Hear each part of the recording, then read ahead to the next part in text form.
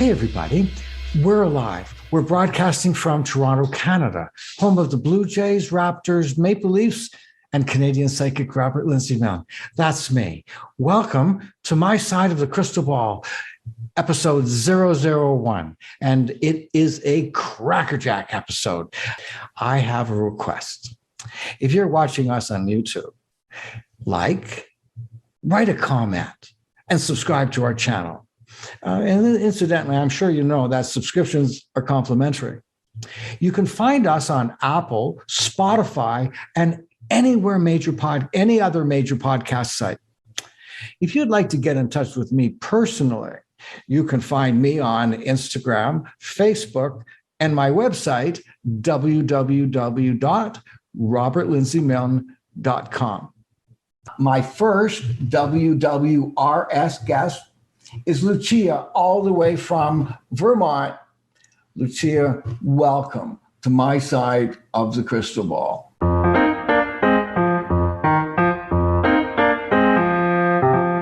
Hi, Robert. Thanks for having me. Oh, it's so exciting to see you again. So what would you like to know from good old Robert? What's on your mind today? Well, actually, I was wondering, do you believe anyone can become psychic if they learn a certain skill set? Well, yes. If you think of a bell-shaped curve, and at one end of the curve, the one far end, there is one person that has zero sense of awareness or psychic ability. And then when you go to the other end of the bell-shaped curve, there is someone there that is absolutely 100% aware psychically. And then the rest of us fit in between. So is everybody possible? Probably not. But most people, it is possible. And the reason why it's most people, it's possible for them to learn to be psychic is because we already are psychic. See, being psychic, if you look at the word psychic, it comes from a Greek root, psyche.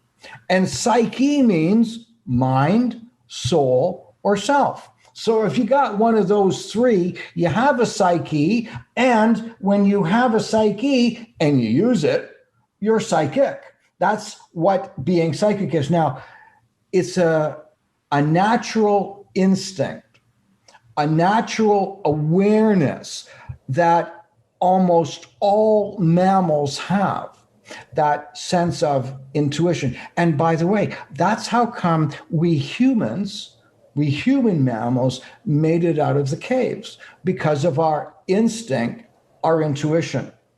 Have you ever been somewhere, maybe having lunch at a restaurant or something, and you look up and there's somebody looking at you? Or maybe you happen to be looking at somebody and they just turn and look at you. Perfect stranger. That's being psychic. The reaction to know that there's somebody there. Or have you ever thought of somebody you hadn't seen in a long time, or and all of a sudden, out of the blue, you hear from them? Or as a mother, have you ever started thinking about one of your kids and all of a sudden they call you? Okay, now that is a natural ability, instinct that almost all of us have. And all we need to do to become more psychic is simply to practice, to get in touch with our instincts, our feelings. Now, there's a very big difference between being psychic and being spiritual.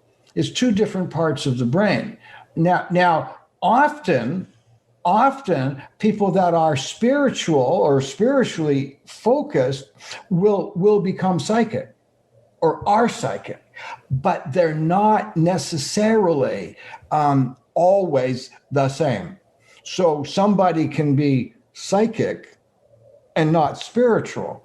So if we look at being spiritual, being spiritual, we interpret being spiritual So, well, I'm a spiritual person, right? Well, what we interpret being spiritual as being positive.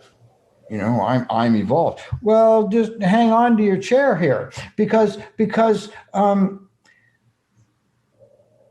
spiritual being positive, there is also the opposite. And because in this universe that we live in, and certainly on our planet, in this solar system, and in order to be one thing, you must be equally the opposite. So so if there's negative, there's positive. If there's positive, there's negative, and they cannot exist without each other. So there are positive spiritual people or beings. There's a positive spirituality, but on the other side, there's also a negative one as well. You can be negative and still be spiritual. And living proof is there was this guy named Anton LaVey, and Anton LaVey created he wrote the Satanic Bible by Anton LaVey, and he also created the Satanic Church of California. Now, this dude was a spiritual dude, but he's not the kind of spiritual you'd really want to be around. So remember, when you're talking about being spiritual, just remember that there's positive and negative. So that's really important to clarify. So being spiritual comes more from another part of the brain as opposed to the psychic part. The psychic part just comes from our instinct. Now, I often teach a seminar on right now, it's just a one-day seminar where I take a group of people, strangers, and put them in a room, and I guarantee to these strangers that they will do a psychic reading for a stranger in the room that day, or I'll give them back their money just at the end of the class. Now, the rule is you have to do the exercises that I show you, and within about 2 hours. Now I've taught this class to. The biggest group was about 310 or 15 or something, and the smallest was a group of 10, and then everywhere in between. And I did it for about 25 years. And I would take this group of people, and within 2 hours, they would be sitting across from a stranger, and they would be being and doing psychic readings. And the biggest thing that I concentrated on at the beginning of the class was what being psychic isn't. And also, instead of paying attention to what you're doing as those, I'm a clairsentient, I'm a clairaudient, I'm an empath, I'm a telepath, and it goes on and on and on and on and on. And when you're trying to do or be a certain thing, all that happens is you think about it and you don't do it. Being psychic is getting in touch with what you feel. Get in touch with your feelings. Get in touch with your emotions. Get in touch with what's going on inside you. It doesn't matter whether you are a channeler. You channel all you want. It's still coming through you. And when it comes through you, it's a part of it is you. And you will feel all those feelings. You will go through all those feelings. And you will also have had a similar experience. Because if you haven't had a similar experience, you won't be able to see it. So everything comes through us, starting off being psychic. And if we pay attention to what's coming through, what we're feeling, we then get ideas. So take a group of people, two people facing one another, and I then say, the first thing about it is become aware of what's obvious. Now, when you become aware of what's obvious, then more becomes obvious. And as more becomes obvious in what you focus on, then more becomes obvious again. And it continues to, you get to a point where what seems obvious to you is not obvious to anyone else. So it kind of goes like this. And I'll use a different example about paying attention to what's obvious. Years ago, I used to like painting houses or rooms, and I got really good at it. Oh, well, I thought, and I used to do it a lot just for fun because I do get a bit obsessed. And I used to paint my house. In fact, I lived in this house for 5 years, and I painted it from top to bottom 5 times into 5 years. It was the thing I could do. Had a friend, his name's Hugh O'Malley, and he's a building contractor. And one day he came into my house and he didn't realize I was into painting. And he looked around and said, "Oh my God, who painted this? You got a terrible paint job." And I said, "Well, I did it, Hugh." He said, "Oh, well, it wasn't that bad." Well, and I realized that he was seeing something different than I was. And what I also realized is that when somebody would come in and see what I had painted, they'd say, "Wow, what a great paint job." But really what they were saying was, "What a nice color." Hugh walked in, looked around, and saw all the flaws that even though I painted them, I didn't see it, because he's around it all the time as a contractor, and to him, it was obvious. And he didn't even have to think about it. He just walked in and saw it because it was obvious. And I asked him, how did he see this? And then he pointed out where the mistakes were. I never unsaw those mistakes. And what I realized was, once I saw them, they became obvious. And then what happened in that obviousness, then what happened is I started seeing even more than what he pointed out. And I became more aware of what's obvious. So when you're going to do a reading for somebody, or you want to tune into somebody, what you do is become aware of what's obvious about the person. Look at them. Now, becoming aware of what's obvious and using our psychic, our intuitive abilities, what our psychic abilities are is often called an extra sense, ESP, extra sensory perception, implying that you have to have another specific sense. And to have that other specific sense, you have to be really special. Well, au contraire. Our sixth sense, or extra sense, we humans have, we have 5 senses: touch, taste, smell, see, hear. So when we get in touch with those 5 senses, and when we're using our touch, taste, smell, see, and hear, and we're aware of our senses, they come together and form a 6th sense. And that 6th sense, using our senses, we become more intuitive, more aware. That's what ESP, extra sensory perception, means.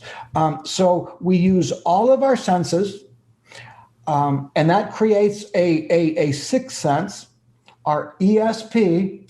And when we become aware of what's obvious, we sit down, look at that person in front of us, and look at how they sit.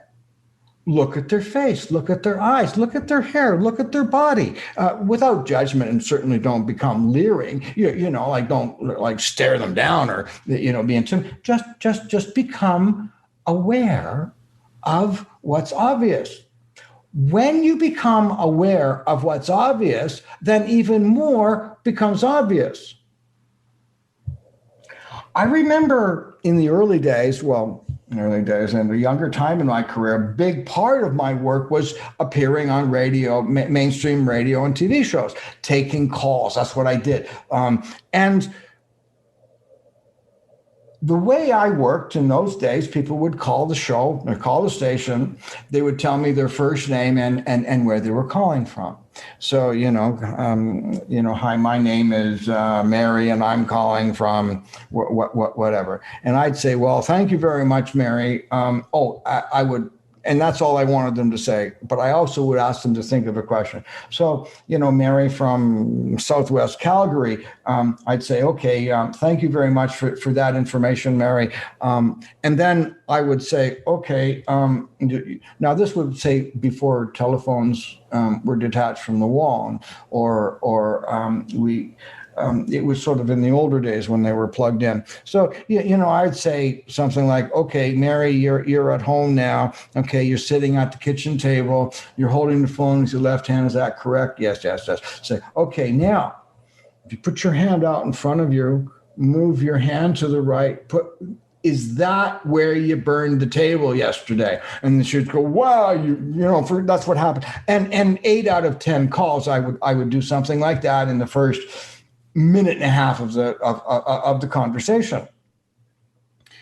When I'm doing stuff like that, and when I'm doing also coming into doing other psychic things with the caller, sometimes I'm thinking to myself, Robert, this is so bloody obvious. You've got to be careful. Like, people are going to think, it's so obvious. Anybody could have known that. And so I challenge myself to get even more complex so that it won't be obvious to everybody. I also used to record the psychic performances, and I would listen to them later. And it would, it'd be in my hotel room or on an airplane or something on the way home or to the next city. And I would be listening to how I was handling the call. And when I'm listening to it, rather than doing it, I hear it from a very different perspective, but I often can remember what I was going through when I'm listening to what I was expressing. And I would listen and I would realize, wow, that's not obvious at all. I never could have seen it from there. And so when you become aware of what's obvious, then more becomes obvious, and then more becomes obvious again, until what you're saying may be obvious to you, but it's different to everybody else. So being psychic, just about anybody can do that, and start off with becoming aware of what's obvious. Even if you have to start off with saying, oh, this person's a female, if they are a female, right? Or, it's like the most simplistic thing. But as soon as you become aware of something, then you can add on and expand it. How does that sound? Yeah, you make it sound like it's so easy that you can jump right into it. It is it important to meditate or no? So do you have to, if you're walking down the street and you sense a boogeyman behind you, do you have to be meditating before you can feel it? No. What happens is you feel it. Okay, so you don't have to be, you can be drunk, high, happy, sad, depressed, bummed out, psychotic, neurotic, erotic, anything. All you have to do is be in touch with your senses, your feelings. Lucia, you are the very first one to join me on WWRS, and it's been absolutely wonderful. Thank you for joining me, and looking forward to speaking to you again really soon.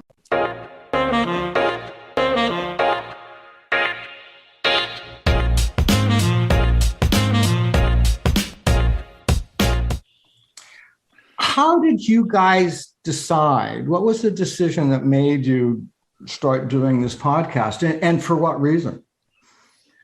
East or West is good for me. Oh, wow. I That's think a great way of phrasing the question. Mike, should we analyze the question first? Oh, I no, think that's the best way to do it.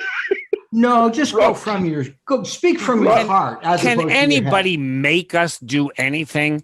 That's another question. All right. So why did we start our podcast? So what led you to start your podcast? What was your reason? We had too much to say, and neither one of us would shut up. And we found out that one good tool for marketing when we're getting live gigs or training is go to our podcast. You'll see what we're really like. Okay. So it's kind of a business card. It's kind of a dumping station for ideas. It really is to stir the pot. But mostly Mike and I just like talking to each other. And we thought, hey, why don't we record this and put it up on our podcast? And that was cool. So just two guys talking together about sharing ideas? I think we actually said that, didn't we? Yes, it's just two guys talking together. Like we don't have a script and we don't have a program promoter we just are two old white guys talking and let's see what happens. And I think it actually came out of, that's very real, but it came out of, we do trainings and all this kind of stuff. Oh yeah, we do that stuff too. Yeah. So it was like, well, this would be really good to have, and then we can send people to it, and that's why we do all the various topics, but we try to tie it back into what we spend time training. And quite frankly, everything we do is we try to we endeavor to help people move forward in their lives, and in a serious sense now. I mean, that's really what we're about. We've had the privilege of living life for a while and experiencing a lot of things, and we've learned a lot. And if we can help other people maybe not hit the same potholes we hit, be able to do better than we did in life, we're all about that. That's really how the gem of what we do overall. Or they maybe won't do better than we did, but they'll do better than they would have done if they hadn't actually gotten some counsel and help and a little bit of encouragement from us. Right. It's really not holding them up to our standard. It's a person's options in the future as to whether they crash and burn or whether they just smolder and get some s'mores out. It's kind of like it is here right now. It's so smoky you can't see it. Everything's smoldering. So, in the West Coast, he's not talking about our conversation here. He's talking about the actual real air in Washington State. Well, it might be smoldering here too. I'm not really sure yet, but we can see. We can go with that. Yeah. So do you? So what do you do individually? So what West Coast, Mike? What do you do besides this podcast? How do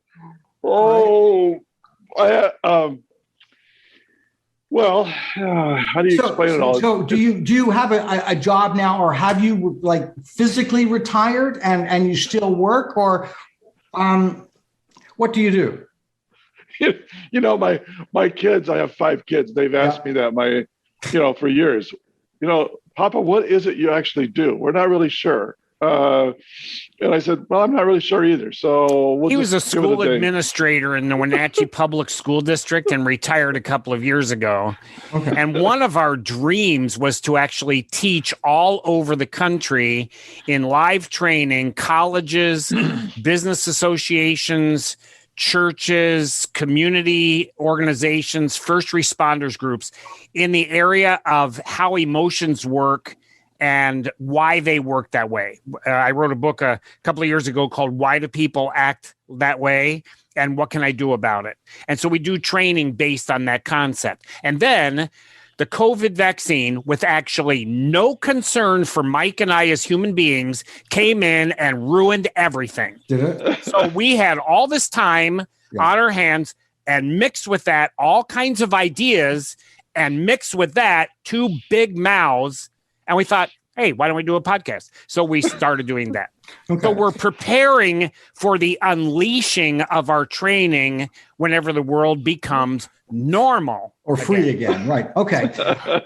I found it interesting because I spent a lot of my life staying away from religion. One, because I've been so condemned by many religious groups that I'm frightened of the environment, or I'm frightened of the people, because I always my experience, I've been hassled a lot. I just forgot where I was going with that, because I'm finding you myself, avoided religion. Yeah, and I've avoided religion through a lot of my life, and I was surprised how your understanding of human behavior, your studies of psychology and sociology, was coupled with religion or Christianity, and I found that really surprising and startling. That's interesting. I think there are two. I'll turn on my serious side. I think there are two rails of Christianity that are truly parallel, and they never meet. They truly do not meet. What Jesus began was creating a community of people. It was not hierarchical. It was not programmatic. It didn't have to do with how many butts were in seats with noses facing forward and how many coins got dropped in the offering plate. It was not about data. It was not about statistics. It was not about power structures. It was about creating a living community. And so what we have one side that we call the living community of Jesus Christ, and the other side is the commercial church. The commercial church participates in commerce, the commerce of religion. So they own buildings and run programs and buy and sell materials and sermons and books and all that kind of stuff. And the challenge is when two human beings get together and create an identity, there is automatically a power structure. Power is all the adverbs of any situation: who, what, when, where, why, how long, all those questions, how those questions are answered. And one person will set the agenda and they'll say, here's what our name is going to be. Here is what our doctrine is going to be. Here is when we're going to meet. This is how long you're going to sit there. This is what you're allowed to talk back or you're not allowed to talk back. So there'll be policies, and that's power. Now, power can be used in a good sense. It can be benign or it can be detrimental. So that remains to be seen. But whenever two human beings get together, two children in a playroom, one of them will dominate who gets to pick up what toy and how long they get to play with it. It's something in the nature of humanity that power issues come right to the front. I think what Jesus did was to create a community that did not run on commercial principles. And that's really hard for the modern church to understand, because when it melded with the Roman Empire was entirely about power, entirely. It was not about the mystical, the spiritual, the ethereal. It was not about truth. It was not about principles. It was about the control and manipulation of people, or the management of people, use a nicer word. And so one of the challenges, I've been a pastor for 45 years. Myke is a pastor, and he's been involved in church ministries and youth for decades. It's almost as long as I have. We were denominational leaders of youth programs. In a small denomination, we ran multi-million-dollar events for thousands and thousands of kids. The problem that we ran into is that Myke and I and the team we built, we did not do that on our own. The team that Myke and I built, about 250 like-minded men and women who were engaged in this process, were building a community of Jesus Christ.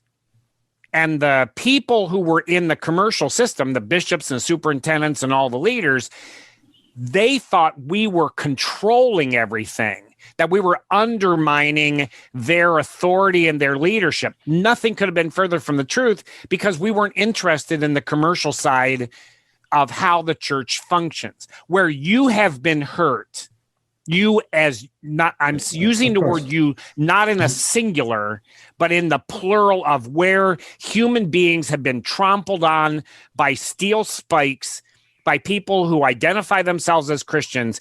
That is all from the commercial side and not from the community of Jesus. When you pick up the stone and say, did you ever hear someone say, the one without sin cast the first stone? That's a community issue. That's the community of Jesus, because he wasn't saying, take the stone and throw it in my face. He was saying, think about the truth here. You try to climb in the seat of judgment, but in all the universe, there's only one being who belongs in that seat, and that is God the Father Almighty, and he doesn't throw the first stone. So who are you to throw the stone when you're trying to sit in a seat that's way too big for you? So we're moving to the community of Jesus side, and I dare say you have never been hurt by the community of Jesus Christ. Right. You have been hurt by the commercial church.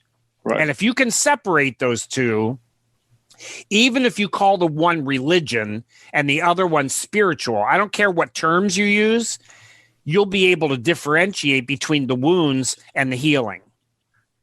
Yes, I agree with that. I understand that. Thank you. Thank you for explaining that, Myke. That really means a lot. You put a lot into perspective. I've never been able to. I've never experienced the difference. I think, or that there is a difference. One is the same as the other, I think. Right. I'm finding it fascinating. You're so basically what I think I'm hearing you saying is that you're professional. You're living Christians then, and it's what you do in your work, is what you do in your life. It's what your life is. Is that what I'm hearing? Yeah. Yes. Exactly. Yeah, that's exactly right. We call our podcast Gripping Reality. Yes. And some people do not want to grip their own reality. It's too sharp. Absolutely. It's too heavy. It's too hot. Right. It's too, maybe sometimes too light. It's like grab air and you say, I'm trying, or fog. I drink a lot of coffee. Did I tell you I have grandchildren? Oh, and so there will be steam. How many? 13, actually. 13. Thank you for asking. 13 of them. They're all lined up there. Anyway, there will be steam. No, there'll be steam. Me. Stop. Don't interrupt. There's steam coming out of my coffee cup. There's steam coming out of my coffee cup. And when my grandchildren are very, very small, they'll see the steam and I'll say, it means the coffee's too hot. But while it's steaming, let's try and grab some. And we always grab it and then it's gone. So I have grandchildren that are 1.5 or 2 years old trying to grab steam off the coffee and it's gone. So I use that as part of my discussion. Some things in life are too heavy to hold. I understand that. But some things are like the steam on your coffee cup. You try to hold it, but you don't know where the handles are and it's too light for you. And when people go, I do have things that I can't grip them because I don't know where to hold them. Now we're on to a discussion that will be productive. So gripping reality means I own what's going on in my life. If I'm angry, I'm not going to feel guilty about being angry. Now I'm angry and guilty. If I'm angry, let's just talk about being angry. Not guilty over being angry or ashamed of being angry or scared of being angry. Let's just talk about one at a time. And if I'm angry, I'll own that. It's okay to be angry. One of the key principles that we teach about emotions is no emotion is automatically wrong. There are no bad emotions. There are no automatically good emotions. Pushback, hate is always bad. It's always bad. So I hate what cocaine and opioids are doing to the young men that live on my street. I hate that. Oh, wait a minute. Don't hate. You should always. I love what cocaine and opioids are doing to the young men. No, I hate it and I want to change it. So the issue is not that the hate itself is wrong. It is, what is the purpose of my hate? What's it doing to me and what do I do with it? So now I can begin to grip that. If I hate my father for what he did to me and my sisters, if I run away from that hatred and deny it, I'll never be able to resolve it. If I grip it, even though it's incredibly sharp and it's cutting my fingers, even while I talk about it, I can do something with it.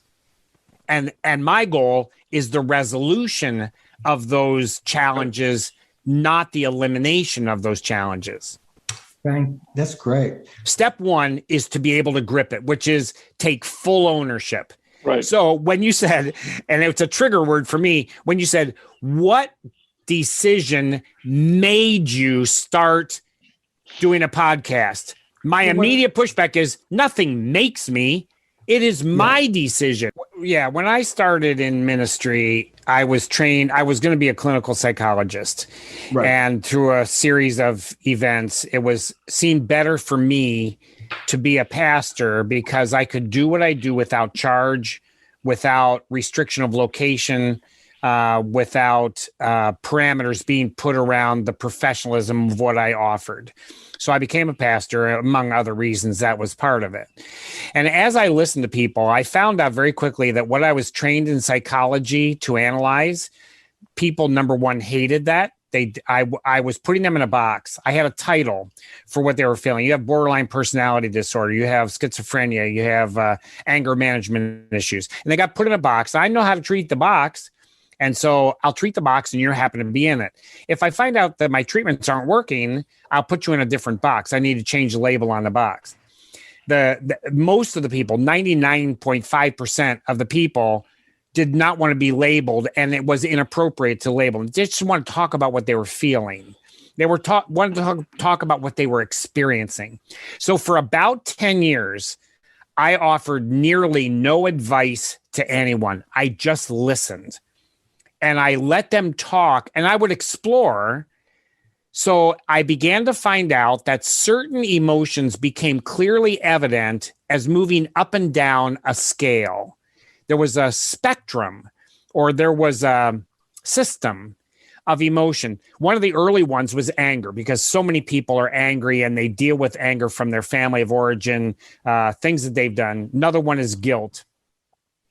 And I found out that people would have mild words for their anger, then they have moderate words for their anger, and they had very intense words for their anger. One of the strategies I learned very early on, when somebody was enraged, I could say, have you tried being furious without being enraged? Can you step down one step and practice that? And at the very early time, people would say, you can't just step your anger down. You're as angry as you are because you are. I said, well, just try. And then they would calm down, and we could approach the issue from being furious about it instead of being enraged about it. I found that actually works. So I began just accumulating notes, and I found out in my discovery, there were 5 emotions, and only 5. The words we have, some are mild, some are moderate, some are intense, but they move up and down an intensity scale, a passion scale, how much energy you're putting into it. So the 5, my technical words and the general words Myke can share. The first one I call acceptance. Which we would see as love. Yeah. We would talk about it as it's what love. I'm motivated or driven to bring to myself. I like hot dogs, but I love hamburgers. So when there's hot dogs and hamburgers, I'm going to pick up a hamburger. So love is a more intense form of liking, and craving is more intense than loving, and obsession is more intense than craving. And so acceptance or love is the first of the emotional systems. The second one I call exposure. And that would be fear. We would talk about fear in that one. So a mild form of fear might be embarrassment or shyness. And a moderate form of fear might be being scared or feeling guilty or having anxiety. And an extreme form of fear might be terror, paranoia. Yeah, terrorize, right. And now people can have extreme anxiety. So the word might be, oh, I'm feeling a little anxious, like you said, about our conversation today. That was very mild. You could have picked a different word. Or it could be you peed in your pants and you're sweating rivulets down your shirt right now because your anxiety is extremely high. So the word anxiety could be a 4, a 40, or a 400. So the word itself doesn't matter.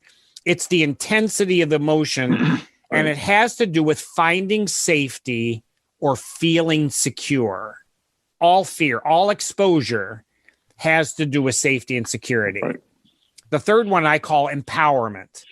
Which is just power. We talk about power. Anger. I know that one. Anger, right. Being miffed, getting upset, being pissed. Some people have no words. They say, I've had it. I'm done. They only have a gesture. They don't even have words. But it's the intensity of the drive to bring about change or to get control. So all the feelings of empowerment have to do with winning, dominating, shifting the power or the outcomes in some way. The fourth one I call depletion.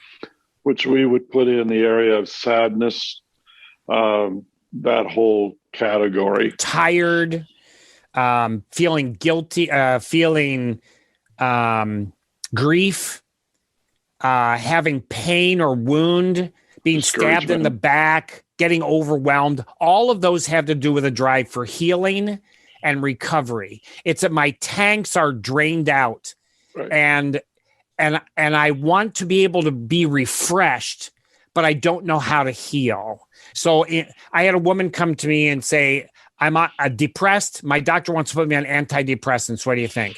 I said, let's start the conversation over. Tell me you're depleted. She said, what? I said, just don't use the word depressed. Now there's clinical depression. We want to be perfectly clear. There's a clinical issue. I am not saying that doesn't exist. It does. But the person who's intensely blue, she said, I'm really depleted. And I said, so what tanks in your life have drained dry? Right away. She didn't talk about depression at all. She went, my husband died a year ago. No one's hugged me. They're like afraid to touch me. And I haven't laughed. My laugh tank is empty and my hug tank is empty. And so we started developing some strategies for her to be able to deal with that. 6 months later, she is full of life. And the issue was depletion. So that's the fourth emotion. The fifth one I call celebration. Or that would be happiness. We would look at as being the fun meter, the happiness part. It can be joy, it can be gratitude. It's whatever causes you to shine, to give out, to distribute your life. So you see a friend you haven't seen for a while. You were chums in high school. You didn't really care about them then. You say, hey, nice face. You see somebody that you went through hell with, and you see them across the street, your face brightens up, your mouth opens up, you shout, your arms go out, you run across the street because you are so overjoyed to see it. You're ecstatic to see your friend. So happiness is a mild form of ecstasy that has to do with you shine, you brighten, you spread out. So there are 5 emotions: acceptance, exposure, empowerment, depletion, and celebration. And then there's hundreds of words, but when somebody says, here's what I'm feeling, I don't know what to do with it, I have a starting point. And now we can work off of a base and begin exploring, what is it doing to you and what do you do with it? And that in 5 minutes is our entire process. That's it. There's nothing else to add. Yeah, and what's really interesting that we have seen as we do these particular 5 emotions, it's set within a whole nother complex of what we do. But I think one of the fascinating ones is when we're set to probably do another course here pretty soon on empowerment, because the whole aspect of power i.e. anger that goes within that, we come at it from the standpoint that this is about getting resolution. Empowerment and power or anger is about bringing about change in its truest sense. Now, it can bring positive change and bring negative change, but it's about bringing change. And our goal is to help people understand how to make that in a way that brings real resolution in a positive sense. But people don't look at it that way at all. They don't see that. So it's pretty fascinating. And we get some pushback when we start talking about those things. And we get some fascinating pushback even when we start by saying all emotions are neutral. And when people look, I say, what do you mean they're neutral? And one of the ones we use about fear particularly is, people say, well, being afraid is bad. It's like, well, okay. So if you're in the Pacific Northwest, where I am, and you're out on a trail and you have a couple of your kids and you're walking the trail, and all of a sudden up in front of you is a mama black bear with 3 cubs. And you're saying, well, I can't be afraid. And your 3-year-old is saying, a teddy bear. Let me go pet him. And you're like, ah! If you don't have fear, you're in trouble. Yep. Yeah. So fear is very healthy in that situation. Right. We're on the same page on that as well. Emotions are how we express them is what, I guess, what they become. So if we can express them negatively, we can express them positively. They are not negative or positive in themselves. Is that right, what you're saying? Correct. Okay. Yes, that is what we're saying. That's my belief as well. They really are a resource of life. I regard them as having been designed by God into our lives that go with 3 other complexes that create the way in which we see reality. The book that we have has 4 human heads in a circle. They're all facing the same direction clockwise, but they're different colors. And the first one is our complex of perceptions. We perceive the world through 10 different senses. The second one is red, and it's emotions. There are 5 emotional systems. The third one is blue, and it's motivations. We believe that there's 5 drivers of motivation that differ from each other in fluidity. Now we'll talk about that later. And then the last one is green, and it's behavior. And there's 2 basic pathways to engage a behavior or to disengage that behavior. So now there's 4 heads: yellow, red, blue, and green. And where they overlap becomes a Venn diagram. They color each other in mysterious ways and not exactly precise ways. And sometimes 3 of them overlap, and eventually all 4 of them overlap. And that's what we call the cinnamon diamond of reality. It's my perceptions, engaging my emotions, engaging my motivations, engaging my behaviors that are interacting all across. And that's how I see reality and my part in it. So we teach people those concepts, and now they have tools to work with. It's like a huge toolbox. And no matter what project they're facing, they can find a tool, or I can supply a tool and teach them how to use it. Right. And now they can address the issues that they're facing. That's what we do. I don't answer anything for anyone. I give them tools so they can develop the answer. What I do too. Yes, so absolutely. It's different, but different way, similar ideas, different ways of doing it. I've had a really fascinating time with you, watching your podcasts, getting a podcast of my own of what you guys do. And it'd be great if I could talk to you again sometime. How do people get in touch with you? How do people find you, and how do they find your podcasts? Because I think they're really great and worthwhile watching. We are on YouTube. Yep. The easiest way to email to either is email. So you can address an email to either one of us, Myke at grippingreality.com, Myke with an I or a Y. We share the emails back and forth. So you can get in touch with us and we can go from there. Gentlemen, thank you. And hope you have a great rest of the day. My day started just fine. Thank you very much. Excellent. Oh, you're Thanks. more than welcome. Thank you. Bye-bye. Bye-bye. Well, that brings us to the end of the very first podcast of My Side of the Crystal Ball. I've had a wonderful time. We've had some great guests. Lucia Marie Kloster helping me with WWRS. Asha Messenger, all the way from Australia, sharing her knowledge or some of her knowledge and information. Asha will be back to do some more soon too. And the main event, the two Mykes, East Coast and West Coast Myke. I've learned so much. I've been taught so much. I've experienced so much. I just can't thank you all enough for being on the show. And now, just as we say goodbye, just like to remind you again, if you're watching us on YouTube, please like, comment, and subscribe to our channel. You can find us on Apple, Spotify, and anywhere else you get your podcasts. And if you want to get in touch with me, Robert Lindsey Milne, you can find me on Facebook, Instagram, and my website, www.robertlindseyMilne.com.